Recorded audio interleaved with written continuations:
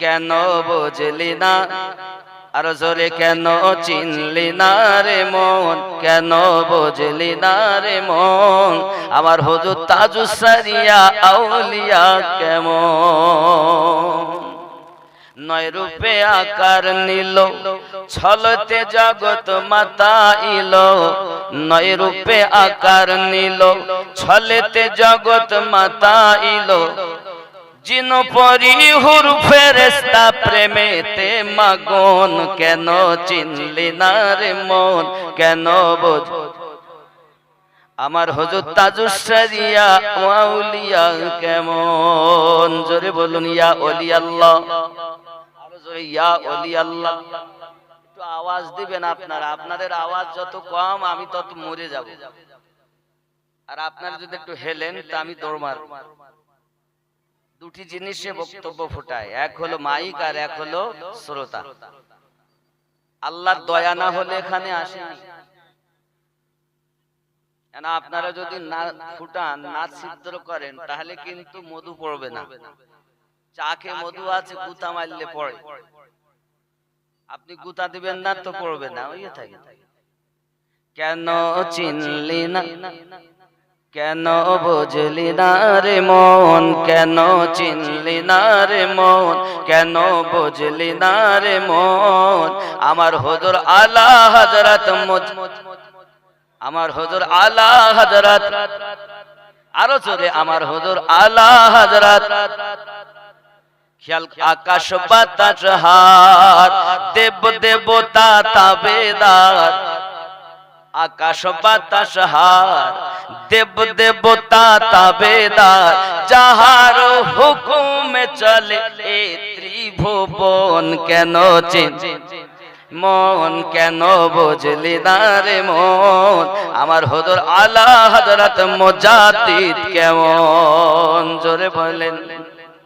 কোরআনে কয় চিনতে পারে, কোরআনে কয় চিনতে পারে সৃষ্টি তাদের সংসারে, কোরআনে কয় চিনতে পারে সৃষ্টি তাদের সংসারে, না চিনিয়া মরিয়া গেলে বিফলে জীবন, কেন চিনলি না রে মন, কেন বুঝলি না রে মন, আমার হুজুর তাজুস সারিয়া, আমার হুজুর তাজুস সারিয়া, আওয়াজ নাই, জোরে নিচের আওয়াজ হবে, আমার হুজুর তাজুস সারিয়া।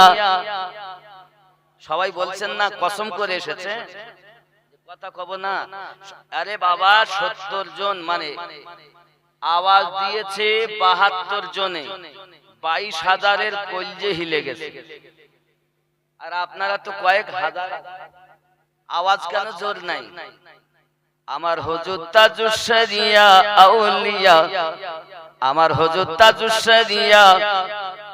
জোরে কোন সুবহানাল্লাহ।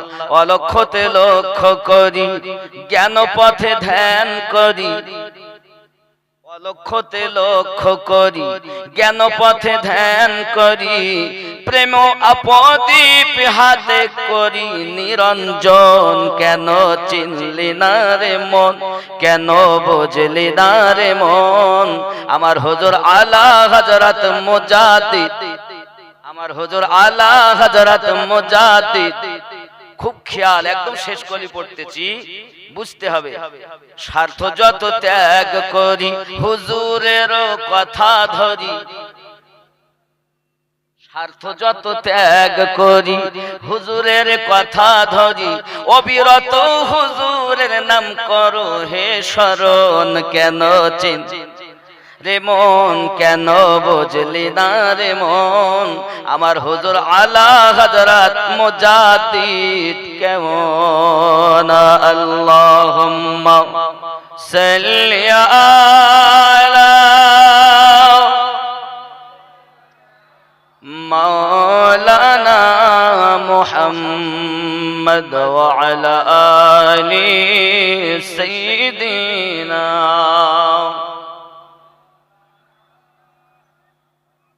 সাল্লাল্লাহু তাআলা আলাইহি ওয়াসাল্লাম।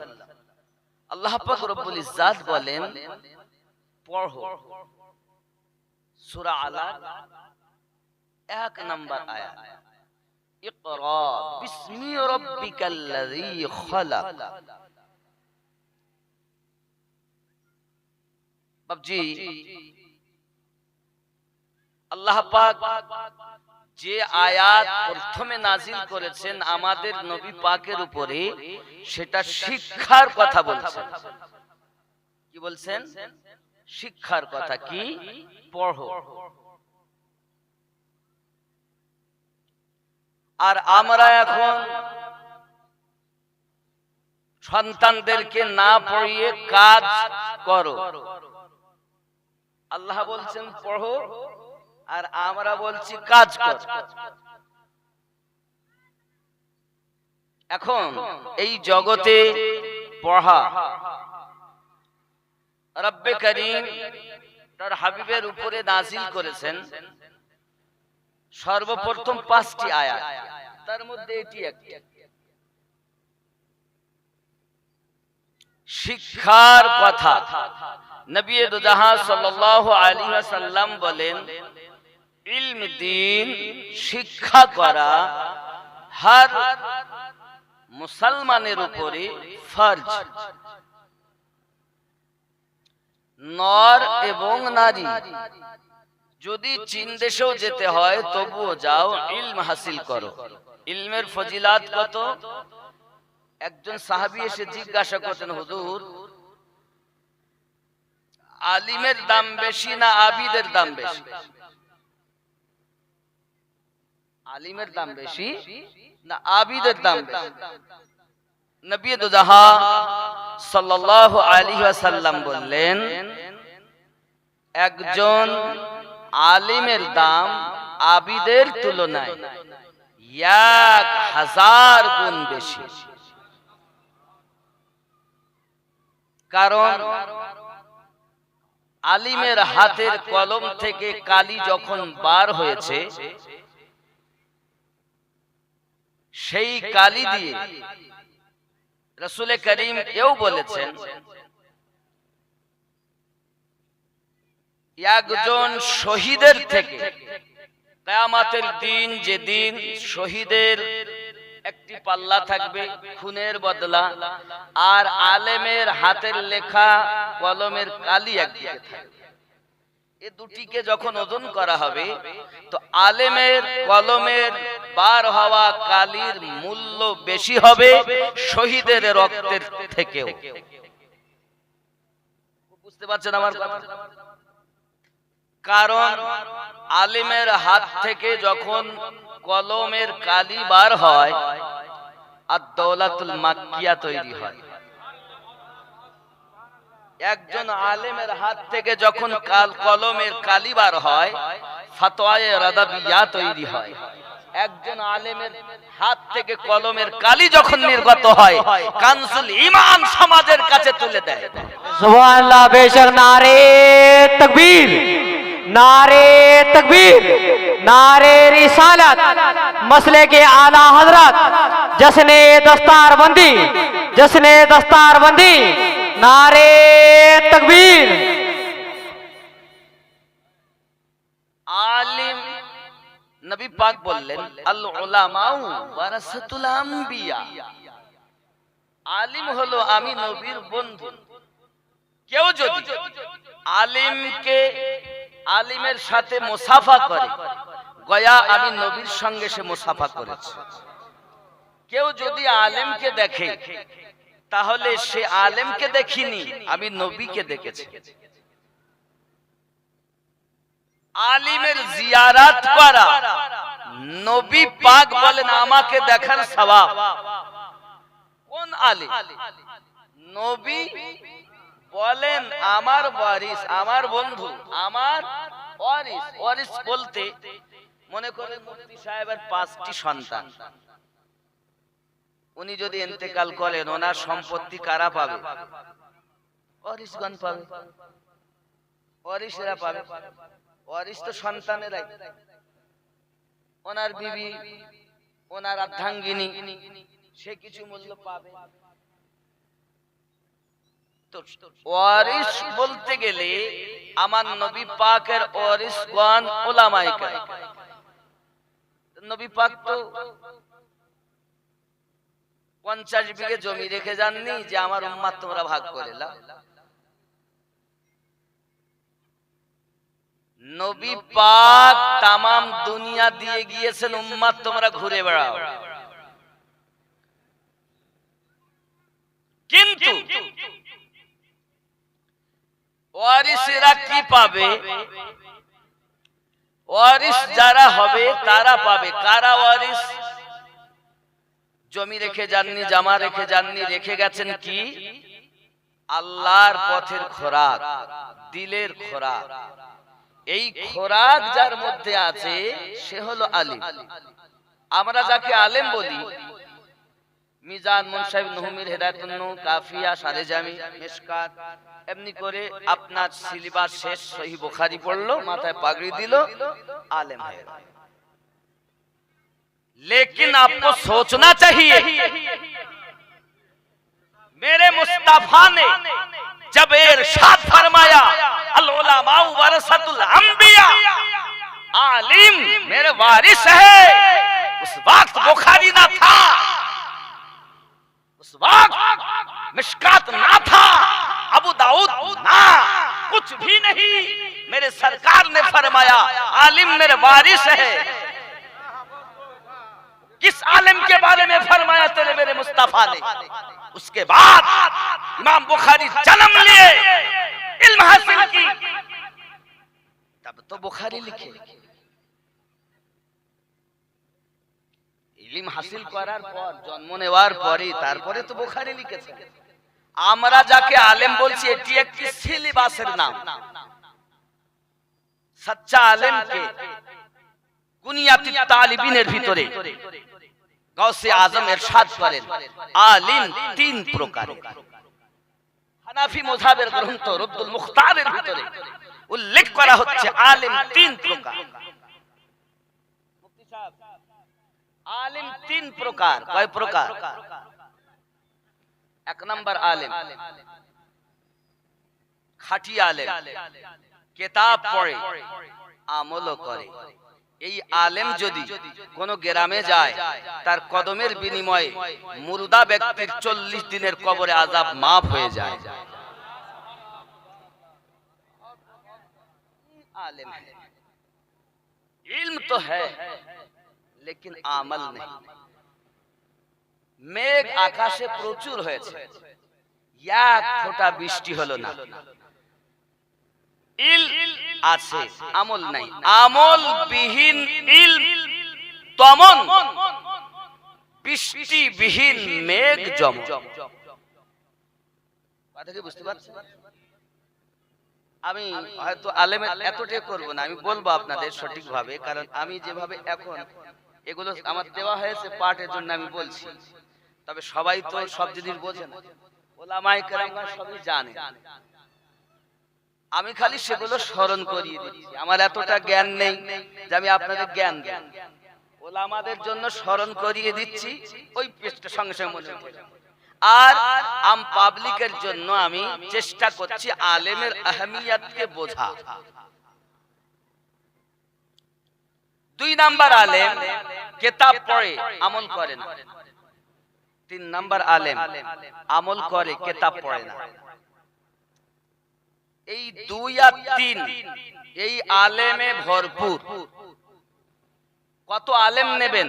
মসজিদে ইমামতি করে, পরে বউ নিয়ে চলে গেছে, যায়নি? যায় কি যায় না? কত আলেম নেবেন? শুক্রবারে বাড়ি যায়, জুমার নামাজ পড়িয়ে, পরে হয়তো 2 দিন পরে নইলে পরে বৃহস্পতিবার এসে নামাজ ধরে মসজিদে। হুজুর আপনি আসলেন না বৃহস্পতিবার, আমার সন্তানের বিশাল শরীর খারাপ, আমি যেতে পারলাম না। ফলে মাত্র কিছু না। কত আলেম নেবেন? মিথ্যা কথা বলে। নবীর ওয়ারিস কখনো মিথ্যা বলতে পারে? নবীর ওয়ারিস কখনো সুদ খেতে পারে? নবীর ওয়ারিস কখনো জিনা করতে পারে?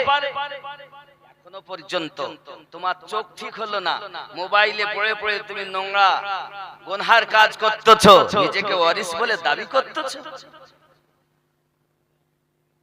ওয়ারিস হতে গেলে রাসূল করিম যখন বলেছেন 1450 বছর আগে এই কথা, আলিম আমার ওয়ারিস, আমার দেওয়া যে জিনিস রব আমাকে দিয়েছেন, ওই রব দেওয়া মালের ভিতরে আমার ওয়ারিসের মধ্যে থাকবে, আর যে ওয়ারিসের মধ্যে ওই মাল আছে তাকে দেখবে আমি নবী দেখা সওয়াব পাবো।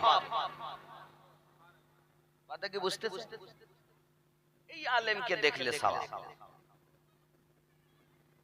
বুঝতে পারেননি? সবকে দেখলে সওয়াব হবে না। আবিদ আর আলেমের পার্থক্য কি? আব্বাজি আমার সোনা মানিকের, আবিদ আর আলেমের পার্থক্য বলতে গিয়ে একটি ঘটনা বলি আপনাদের সম্মুখে। একজন আবিদ খুব আল্লাহ আল্লাহ করে, সঙ্গে সঙ্গে ইবলিস শয়তান তার চেলা চামটা নিয়ে, আব্বা আমার একটা ঘোড়া নিয়ে মাল সাজিয়ে আবিদের দরজায় এসে আওয়াজ দেয়, আল্লাহর বান্দা বার হয়ে এসেছেন, খবর আমি আল্লাহর ফেরেশতা জিবরাইল আপনার জন্য এনেছি সওয়ারি, আল্লাহ আপনাকে মিয়ারাজ করার জন্য ডেকেছে। আবিদ মনে করছে সত্যি তো বড় ভালো কথা, আমাকে মিরাজে নিয়ে যাবে। আবিদ কিন্তু ইলমবিহীন আবিদের হালাত আপনাদের কাছে বলতেছি বাবা। পৃথিবীর সরজমিনে ওই আবেদকে আপনার ইবলিস শয়তান ঘোড়ার উপরে বসিয়ে চেলা চামটা সহ নিয়ে চলে যাচ্ছে। গভীর জঙ্গলে যাওয়ার পরে আপনার ওই আবিদকে, ইলমবিহীন আবিদকে জঙ্গলের ভিতরে ছেড়ে দিয়েছে, ইবলিস তাকে নষ্ট করে ফেলেছে। হে বাবাজি আমার, ওই ইবলিস শয়তান বলছে এবার দেখো আলেমের কত আহমিয়াত, আলিমের কত মারতাবা। ওই ঘোড়াকে নিয়ে চেলা চামটা নিয়ে মাল মাত্তা নিয়ে চলেছে একজন আলিমের দরজায়, আওয়াজ দিয়েছেন, আলিম সাহেব দরজাটা খুলেছেন, কি খবর? আমি আল্লাহর ফেরেশতা জিবরাইল আপনাকে মিয়ারাজে নেওয়ার জন্য এসেছি। আলেমে দ্বীন তখন বলছেন সম্ভবপর নয়, আমার মনে হয় তুই ইবলিস এসেছিস, কারণ মিয়ারাজে নেওয়ার জন্য আল্লাহ পাক আমাদের নবীকে, নবী পাকের কাছে বোরাক পাঠিয়েছিলেন, জিবরিল আমিনকে পাঠিয়েছিলেন, আর পৃথিবীতে দ্বিতীয়বার কাউকে মিয়ারাজে নিয়ে যাওয়া হবে না। আমার মনে হয় তুই ইবলিস আমাকে ধোঁকা দিতে এসেছিস। এই হলো আলিম আর আবিদ, ইলমবিহীন আবিদের পার্থক্য। মাশাআল্লাহ, যার নামে আজ দারুল উলুম ইমাম আহমদ রাজা ভাটুল মাদ্রাসা, ভাটুল হাটি মাদ্রাসা, এমন হুজুরের নামে এই মাদ্রাসা। তিনি আলিমও ছিলেন, আবিদও ছিলেন। আলিমও ছিলেন, আবিদও। আলিম কেমন?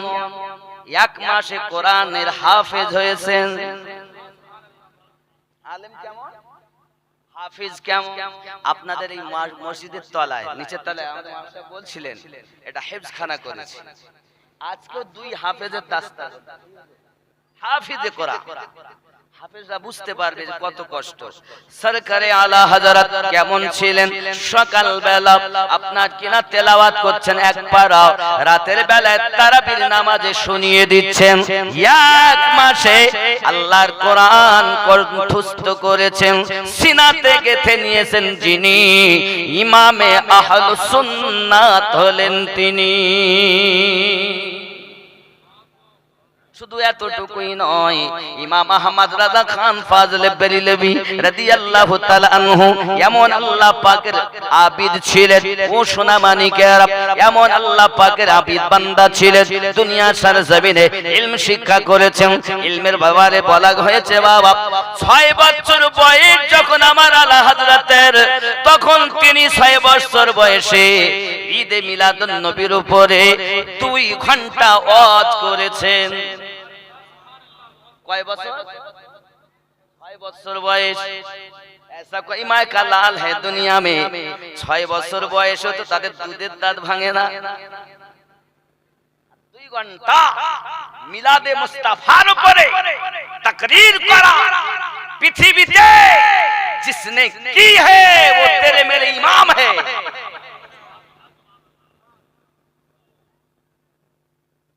শুধু কি এতটুকু নাকি বাবা? 8 বছর বয়সে উনি ইলমে নাহুর উপরে 2 খণ্ডে সারা লিখেছেন।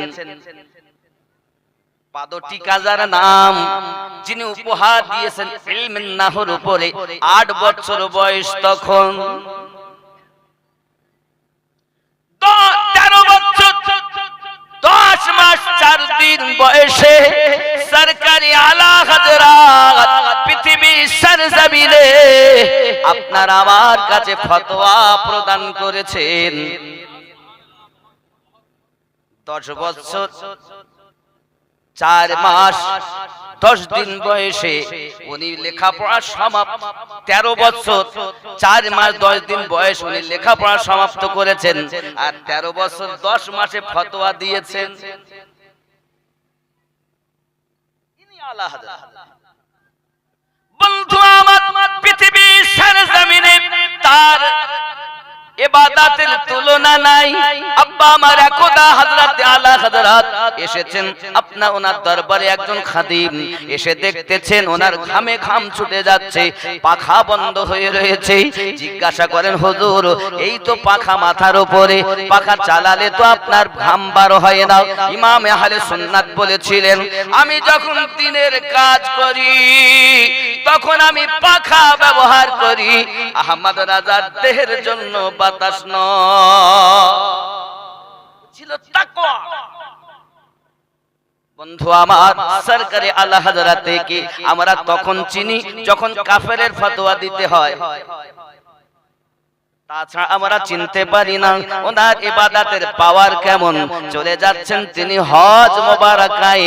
আব্বা আমার, দুশমনে নবী পাকের এমন একজন ব্যক্তির কিতাব হাতে করে নিয়ে দেখেন কিতাবটা যেন দুশমনীতে ভরা, সঙ্গে সঙ্গে ফেলে দিলেন সাগরে।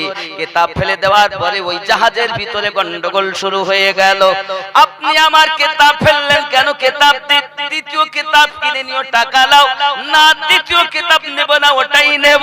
সরকারি আলা হযরত ওই জাহাজের উপর থেকে হাত লম্বা করে পানির নিচে থেকে কিতাব তুলে দিলেন। ইনি হলেন আল্লাহর প্রিয়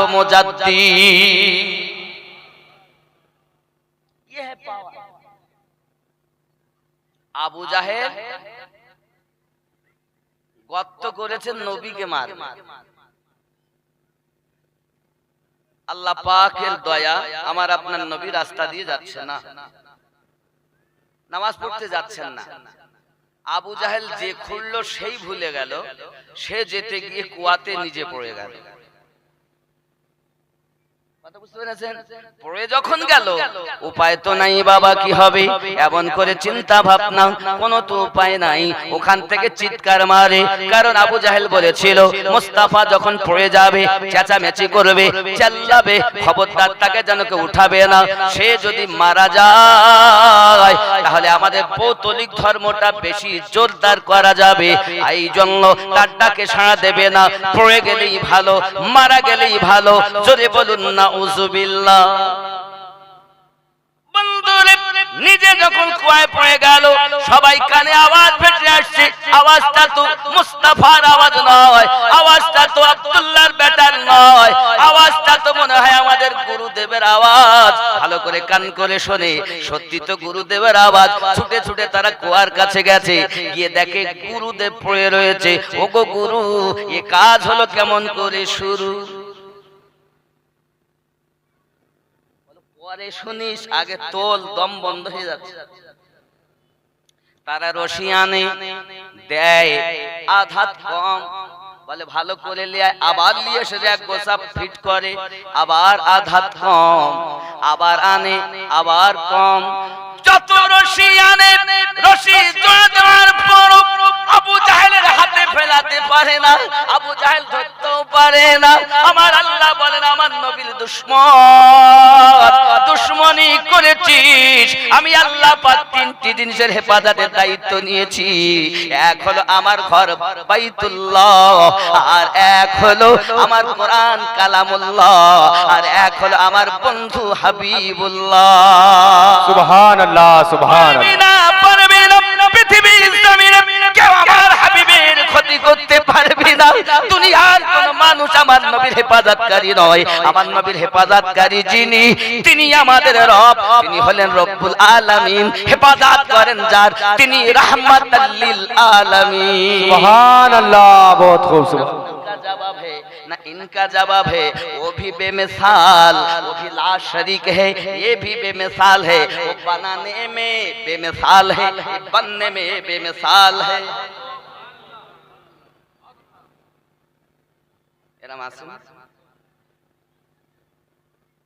महबूब मुहीब में नहीं मेरा तेरा।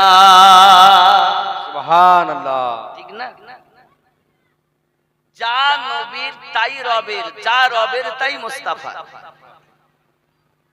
এইটা ওনার, এইটা আমার, এরকম নয়। যাহা আছে সব ওনার। এই জন্য বলতে হয় নূরে হক কি জলবों ने दिल को जगमगा डाला, मुस्तफा की आमद ने मुस्तफा की आमद ने कुफ्र को मिटा डाला। नूरे हक की जलवों ने। জোরে বলো, আর জোরে হবে না? আর একটু জোর হবে না? আব্বা আমার, আপনাদের আওয়াজ না হলে আমার এদিকে উঠবে না, বুঝতে পেরেছেন? আমার খুব বড় মুশকিল। আমার দিতে হবে, আমি পাগলা লোক। মাশাআল্লাহ, আমি খুশি। नूरे हक की जलवों ने दिल को जगमगा डाला, मुस्तफा की आमद ने कुफ्र को मिटा डाला। नूरे हक की जलवों ने उठ गया कलम जब भी मेरे आला हजरत का, उठ गया कलम जब भी मेरे आला हजरत का। नजदियों की साजिश को खाक में मिटा डाला। सुबहानल्लाह, या रसूल अल्लाह, या रसूल अल्लाह। जिंदाबाद, जिंदाबाद, जिंदाबाद। अल्लाहु अकबर। नूरे हक की जलवों ने थर थरा गए सारे, थर थरा गए सारे, खौफ से हुए लरसा। एक नन्हे असगर ने करबाला हिला डाला। सुभान अल्लाह। नूरे हक की जलवों ने। जोरे बोलो सुभान अल्लाह। আবু জাহেল পেরেশান, আরে কি ব্যাপার, পৌঁছাতে পারছিস না কেন? চেষ্টা কর, চেষ্টা করে কিন্তু কাজ হয় না। যত দেয় তত কম, যত দেয় তত কম। খেলা কার? আল্লাহ খাক, যতই চেষ্টা কর হবে না। আবু জাহেল বলতেছে তোরা পারবি না আমাকে তুলতে, যাকে ফেলার জন্য গর্ত করেছিলাম তার কাছে গিয়ে ক্ষমা চা আর বল যে আমাদের গুরুদেব কুয়ায় পড়ে গেছে। আবু জাহেল ভালো করেই জানে যে মুস্তাফা ছাড়া আমার উপায়। আব্বাজি আমার সোনা মানিকেরা, তারা দলে দলে ছুটেছে, ওগো মুস্তাফা উম্মতের দরদি, উম্মতের কান্ডারি, উম্মতের কষ্ট নবী সহ্য করতে পারেন না। সব থেকে বেশি উম্মতের কষ্টে যিনি কেঁদেছেন, পাবন কাঁদতেছেন, তিনি হলেন আমাদের নবী। ওনার কাছে গিয়ে যখন এই সংবাদটা দেওয়া হয়, আমার আল্লাহর হাবিব হিংসা মনে নয় মায়ার মনে গুটি গুটি পায় চলতে আরম্ভ করেছেন। কুয়ার নিকটে যখন গেলেন, গিয়ে বলতে দেন কলেমা পড়ুন, মুস্তাফা আমাকে আগে উপরে তুলুন। যেই না আমার আপনার নবী ওপার থেকে হাত নিচু করেছে, আবু জাহেলের হাতে আমার নবী পাকের হাত মোবারকা ঠেকে গিয়েছে, এক কানে উপরে তুলে দিয়েছে। আমি বলতে চাচ্ছি এটা নবী পাক উপর থেকে হাত লম্বা করলে দুশমনকে উঠিয়ে দিয়ে উপরে তুলে দেন, আর আমার নবীর ওয়াফাদার নবীর ওয়ারিসের হাত জাহাজের উপর থেকে পানির দিকে দিলে পানির নিচে যাওয়া কিতাব উপরে তুলে দেন। এনারাই হলেন ওয়ারিস। আমরা আমাদের তো মুসলমান বলতে লজ্জা, আলেম তো দূরে। আব্বাজি আমার সোনা মানিকেরা, কলেমা পড়লে ভালো হতো। আবু জাহেলের নসিবে তো কলেমা নাই। আবু জাহেল বলছে তোমরা জানো চেষ্টা করেছো, হ্যাঁ করেছি, এত রশি দেওয়ার হাতে পৌঁছানো করেছি, হাতে ঠেকাতে পেরেছো না। যদি হাতে না ঠেকে, যেখানে রশি পৌঁছায় না হাত পৌঁছে যায়, কারণ ওই হাতটা আমার নবীর হাত, হাকিকাতে হাতটা আল্লাহর কুদরতি হাত। আল্লাহ পাক বলেন ইয়াদুল্লাহি ফাওকা আইদিহিম, সূরা আল ফাতা আয়াত নাম্বার 10। আল্লাহ পাক জানাচ্ছেন ইয়াদুল্লাহি ফাওকা আইদিহিম, আপনার হাতের উপরে আমি আল্লাহ পাকের কুদরতি হাত। যুবকের শরিয়াতে নবী পাকের হাত, হাকিকতে ওটাই আমার আল্লাহ পাকের হাত। আল্লাহ হাত থেকে পাক ও পবিত্র, স্থান থেকে পাক ও পবিত্র, জন্ম থেকে পবিত্র। জন্ম নিয়েছেন যিনি মুস্তাফা তিনি, জন্ম নেননি যিনি রব হলেন তিনি। হাত দেখা যায় না যার, রব হলেন তিনি। আব্বা আমার দেখা যায় যার, জানে রহমত দুনিয়ার হলেও প্যার। খেয়াল করতে হবে সদা সর্বদা ওই নবী আমাদের শিক্ষা দিয়েছে পৃথিবীর সরজমিনে, ও আমার উম্মতানেরা তোমরা তোমাদের পিতা মাতাকে খেদমত করো। একজন সাহাবী এসে হাজির, ইয়া রাসূলুল্লাহ ইয়া হাবিবাল্লাহ। আবু হুরায়রা রাদিয়াল্লাহু তাআলা আনহু বর্ণনা করতেছেন নবী পাকের কাছে একজন গোলাম এসে হাজির, ফাদাকা বি উম্মিহি, ইয়া রাসূলুল্লাহ ইয়া হাবিবাল্লাহ, পৃথিবীতে আমার সবথেকে হক কার উপরে? আমার নবী বলেন তোমার মায়ের উপরে। আবার একজন এসেছে, আবার প্রশ্ন করতেন হুজুর, তারপরে নবী আমার বলেন তোমার মায়ের। আবার হুজুর তারপর নবী বলেন মায়ের। আবার জিজ্ঞাসা করলেন, নবী আমার বলেন তোমার পিতার। নবী জানাতে চেয়েছেন মায়ের কদমের নিচে জান্নাত, বাপ হলো জান্নাতের দরজা। ও জওয়ান যুবকেরা, মাকে কষ্ট দিও না, আব্বাকে কষ্ট দিও না। আমার নবী পাক সাল্লাল্লাহু আলাইহি ওয়াসাল্লাম সহিহ মুসলিমের ভিতরে জানিয়েছেন, আমার নবী মিশকাতের ভিতরেও জানিয়েছেন পিতামাতার হক সম্পর্কে। আল্লাহর হাবিব বলেন কোন সন্তান যদি সকালবেলা উঠে মায়ের দিকে মায়ের নজরে তাকায়, ইনি আমার গর্ভে ধারিনী মা, ইনি আমার গর্ভে ধারিনী জননী মা, মায়ের নজরে যদি তাকায় কবুল হজের সওয়াব তার নামায় আমলে লিপিবদ্ধ হয়। কি হয়? মা বাপের কথা মতো যে জন চলে না, আল্লাহ নবীজির দিদার সেজন পাবে না। হায় রে আল্লাহ নবীজির দিদার সেজন পাবে না। মা বাবা অতি আপন, দিন থাকিতে করো যতন, দুই কথার সাথী পাইয়া ভুলে যেও না। আল্লাহ নবীজির দিদার সেজন পাবে না। মায়ের খেদমত নাই, বিবি পেয়ে মা ভুলে গেছে।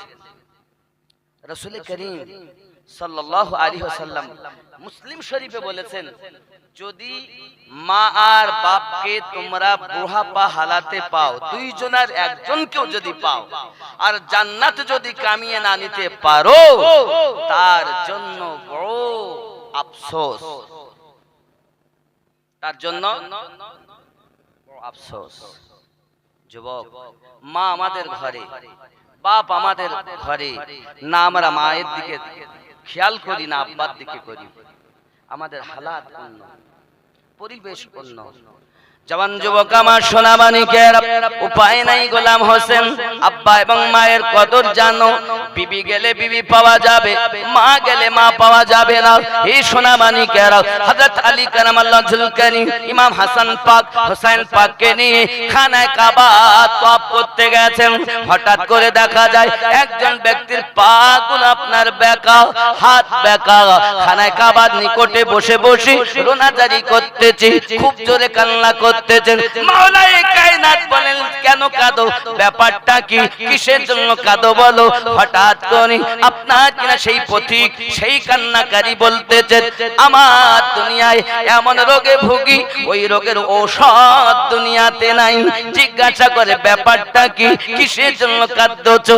হঠাৎ করে বলতে আরম্ভ করেছেন, ও মাওলাই কায়নাত, আমার পিতা আমাকে বলতেন, বেটা নামাজ পড়তে যা, বাবা মাদ্রাসায় যা, বাবা মসজিদে যা, বাবা বড়দের খেদমত কর।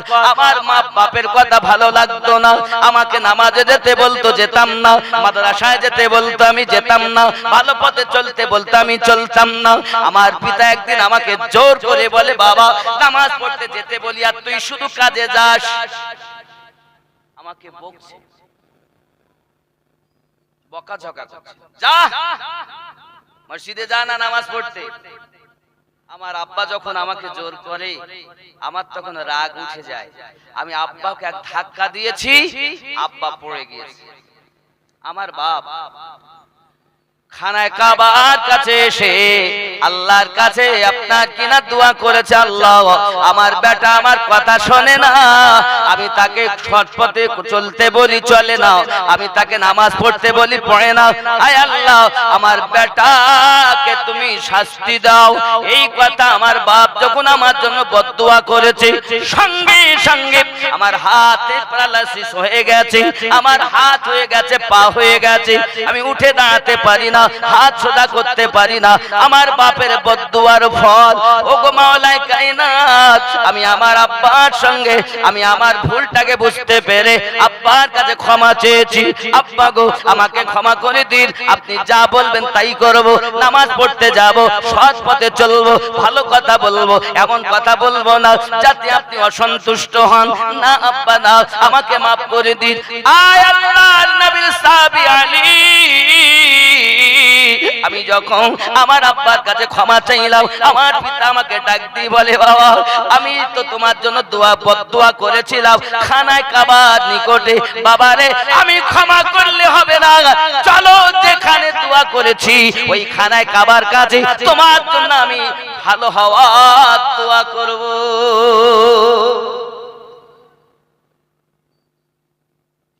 হুজুর, আমি আমার আব্বার সঙ্গে আসছিলাম, আস্তে আস্তে আস্তে আস্তে একটা পাথরে হুঁচট লাগে। হুঁচট লাগার পরে আমার পিতা পড়ে যান। যাওয়ার পরে পাথরে গড়াতে গড়াতে, পাহাড়ি এলাকা গড়াতে গড়াতে আমার পিতা পড়ে গিয়ে ইন্তেকাল করে গিয়েছেন। আমি অতি কষ্ট করে পিতার নিকটে গেলাম, কিন্তু আমি আমার আব্বাকে আর দুনিয়াতে পেলাম না। হুজুর, অতি কষ্ট করে সেই মরুভূমি, সেই পাহাড়ি অঞ্চল থেকে এই খানা কাবার কাছে এসেছি হুজুর, অতি কষ্ট করে এসেছি হুজুর, আল্লাহর খানা কাবার কাছে আমি ক্ষমা চাই, আয় আল্লাহ আমাকে মাফ করে দিন। খানায় কাবা ধরে ধরে ক্ষমা চাচ্ছি, কিন্তু কোনো লাভ হচ্ছে না। মাওলায়ে কায়নাত বলেন, এটাই কি তোমার শুধু অপরাধ? এটাই কি তোমার অপরাধ আর কি নাই? বলে নাও তাহলে এক কাজ করো, ঠিক আছে বাবা। হযরতে মাওলায়ে কায়নাত 2 রাকাত নামাজ আদায় করলেন, নামাজের পরে তাকে ডাক দিলেন, এ দাঁড়াও বাবা, কষ্ট করে এসেছেন। এমন সাহেব বলেন, উঠে দাঁড়াও। হুজুর আমি দাঁড়াতে পারি না। একবার নয়, 2 বার নয়, 3 বার যখন বলেছেন দাঁড়াও, আল্লাহর দয়া, মাওলায়ে কায়নাতের কথার বরকত, ওই বেকা পাওয়ালা ব্যক্তি উঠে দাঁড়িয়ে গেছে। কি বুঝলেন? বাপের যদি কেউ অসম্মান করে তার শাস্তি এমন হবে, আব্বা আমার মায়ের সঙ্গে যদি কেউ এমন করে দুর্ব্যবহার করে তারও জন্য শাস্তি হবে। আল্লাহ নবী মুসা আলাইহিস সালামের জামানায় একজন ব্যক্তি দোয়া চায় আল্লাহ পাকের কাছে, আল্লাহ আমি জান্নাতে যাব, আমার সাথী কে হবে? আল্লাহ পাক ইলহাম করে জানায়, তোমার সাথী হলো মুসা। আয় আমার নবী মুসা, তুমি জানো না গো নবী, ওহীর মাধ্যমে আল্লাহ জানালেন, নবী মুসা আপনার সাথী যিনি হবেন তিনি একজন গোশ বিক্রিকারী। মায়ের বাপের কদর কত আমাদের আছে। পাইলে নিরালায় গো নবী, পাইলে নিরালায়, হে পাইলে নিরালায় গো নবী, পাইলে নিরালায়। 2 কদমে চুমু খাবো, চরণ ধুলি মাখবো গায়ে, পাইলে নিরালায় গো নবী, আর জোরে পাইলে নিরালায় গো নবী, পাইলে নিরালায়, পাইলে নিরালায় গো নবী। 2 কদমে চুমু খাবো, চরণ ধুলি মাখবো গায়ে, পাইলে নিরালায় গো নবী। আল্লাহ আল্লাহ আল্লাহ, আল্লাহ আপনাদের হেফাজত করুক, আল্লাহ হেফাজত করুক। আওয়াজ বার করতে এত কষ্ট। আমার সাহেব বলছিলেন এখানে প্রতি বছর আসাদ ইকবাল শায়ের ইসলাম আসে। ভালো তো, এবছর হয়তো আসতে পারেননি। বড় বড় আলেম ওলামাগণ, হিন্দুস্তানের বড় বড় শোহরায়ে কেরাম এবং মুকাদ্দিরে শোলাবায়া এই মেহফিলে আসে। তা আমি ভেবে পাচ্ছি না তারা এসে কি করে। একটু জোরে বলুন না সুবহানাল্লাহ। আওয়াজ আছে কিন্তু চেপে রেখেছে। আসলে কি জানেন, আমি আপনাদের হাসাতে পারবো না, কৌতুক করতে পারবো। আগে একটা সময় ছিল যে একটু 5 মিশালে ওয়াজ করে মানুষের মনকে মন জয় করার চেষ্টা করতাম। আর আমার এখনো চিন্তা নাই, আমার এখন চিন্তা হলো কোনো ভাবে যদি একটুকু নবীর প্রেমের বাণী মানুষের ভিতরে ঢোকাতে পারি, এটাই আমার বড় পাওনা। হাসিয়ে কোনো লাভ জায়েজ না। আল্লাহ রাসূল বলেন হাসি হারাম, হি হি হো হো খি খি, এই 3 প্রকারের হাসি হারাম। মুস্কি হাসি সুন্নাত। মুস্কি হাসো।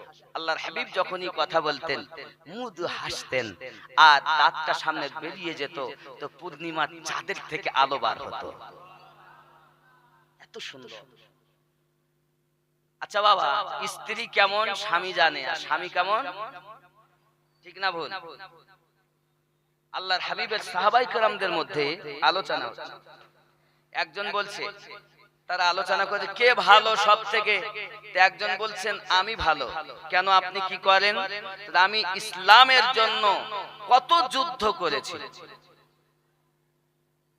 আর একজন বলছেন না, তোর থেকে আমি বেশি ভালো।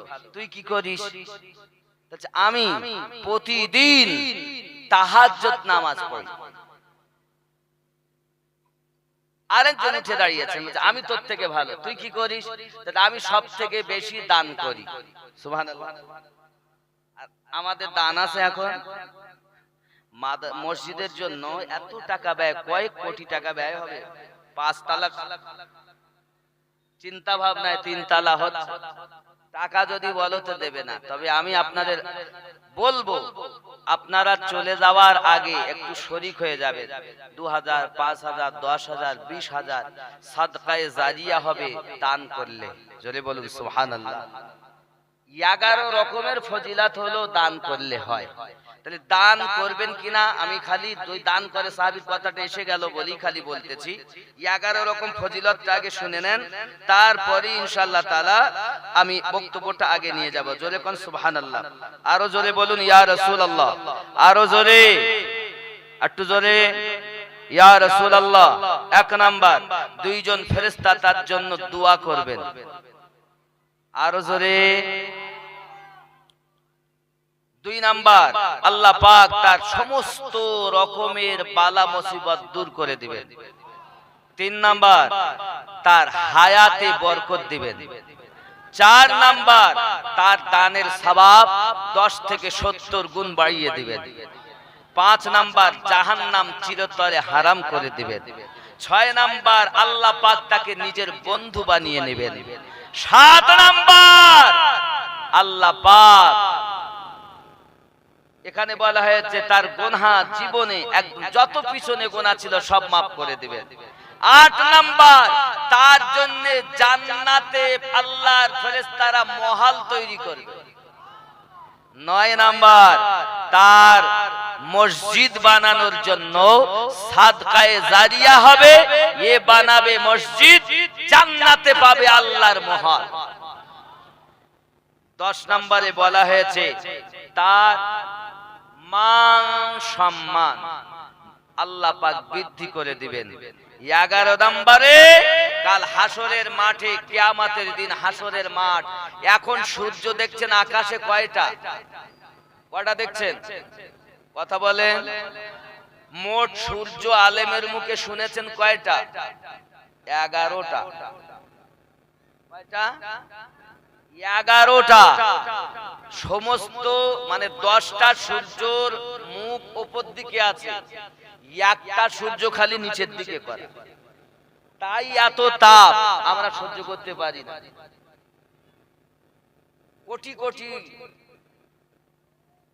বছরের রাস্তা বাবা, এত উপরে আছে সূর্য, তাই তাপ সহ্য হয় না।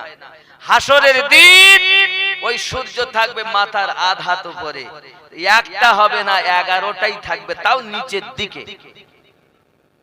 খেয়াল করে ওই হাসরের মাঠে মাথার মগজগুলো চাল ফোঁটা মতো টকবক করে ফুটবে, নাক দিয়ে, কান দিয়ে, গাল দিয়ে ঘিনুগুলো পড়বে, মগজগুলো পড়বে। কারু ঘাম হাঁটু পর্যন্ত, কারু ঘাম কোমর পর্যন্ত, কারু বুক পর্যন্ত, কেউ আবার সাত রাতে থাকবে, এত ঘাম হবে। জমিন হবে তামা। দুনিয়ার আগুন দিয়ে 40 বছর ধরে জ্বালালে যত তাপ হবে, সেরকম তাপ হবে এই তামার জমিন। ওই সময় দানকারী ব্যক্তি আরশের ছায়া নসিবে হবে।